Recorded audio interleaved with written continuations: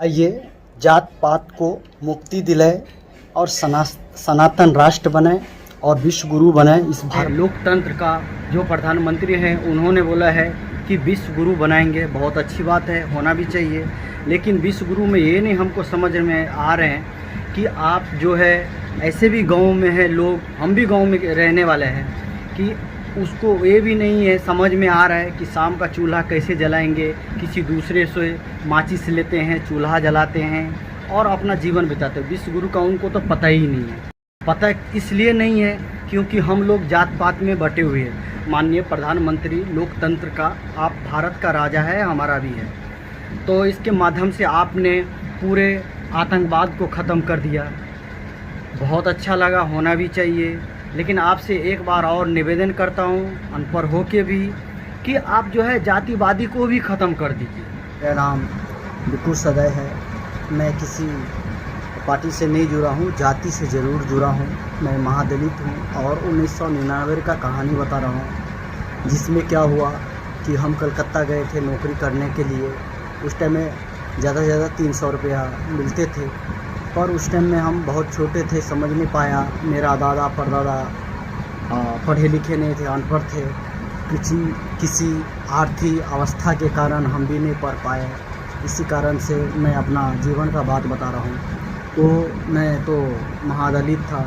जब नौकरी करने गए किसी धनी व्यक्ति के घरों में, तो उन्होंने बोला तुम तो सदाई हो, मुसहर हो, महादलित हो, तो तुमको जात के माध्यम से काम नहीं रखा जाएगा। फिर एक भाई हमारा गांव का था, उनका नाम था महेंद्र मंदर, वो अभी संसार में नहीं है।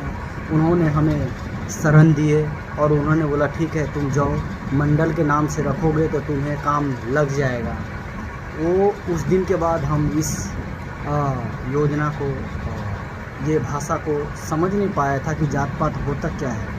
ये हमको 2004 में जब समझ में आया जात पात होता क्या है, जब हम समझे कि संसार में ऐसा भी होते, सब तो एक जैसे ही है, एक जैसे ही दुनिया में आए हैं और चले जाएंगे और पैदा भी हुए हैं। लेकिन ये बीच में जात पात कैसे आ गए? एक उंगली श्री कृष्ण ने उठाया था, दूसरा उंगली जो है बाबा साहेब भीमराव अम्बेडकर ने उठाया था, तीसरा मैं पढ़ा लिखा नहीं हूँ, अंगूठा छाप जो है बिक्कू सदै उठा रहा हूँ। और ये समझ लिया आप, जिस दिन हम तो किसी पार्टी से जुड़े नहीं हैं, जिस दिन हम अपने सोच समझ के अपनी बात रखेंगे, उस दिन जात पात को ख़त्म करके रहेंगे। तो मैं भारत को नमस्कार करना पड़ता हूँ और धन्यवाद करता हूँ। भारत की जय, भारत माता की जय, समाज की जय, समाज सुधार की जय। धीरेंद्र शास्त्री जी, आपको मैं नमस्कार करता हूँ, प्रणाम करता हूँ। मेरा ये कहने का मतलब है, आप जो है कुछ दिन पहले नारा लगाए थे कि जात पात को करो विदाई, सब हम हिंदू भाई भाई। मैं आपसे निवेदन करता हूं धीरेंद्र शास्त्री जी, आपने ये जो है ब्राह्मण है, क्षत्रिय है, वैश्य है, शूद्र है, तो मैं आपसे निवेदन करना चाहता हूँ, कौन सा हिंदू को आप बुलाना चाहते हैं ये ज़रा बता दीजिए।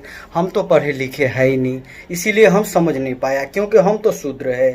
तो आप जो है आप ये भी क्लियर करिए, जब कोई प्रोग्राम होते हैं, कोई चीज़ लेना होता है तो आप हिंदू को बोलते हैं। लेकिन जब तक आपको भी मैं कहना चाहता हूँ, जब तक आप जात पात को नहीं ख़त्म करिएगा, एक सूत्र में नहीं बांधिएगा, तब तक जो है कोई ना हिंदू राष्ट्र नहीं बन सकते।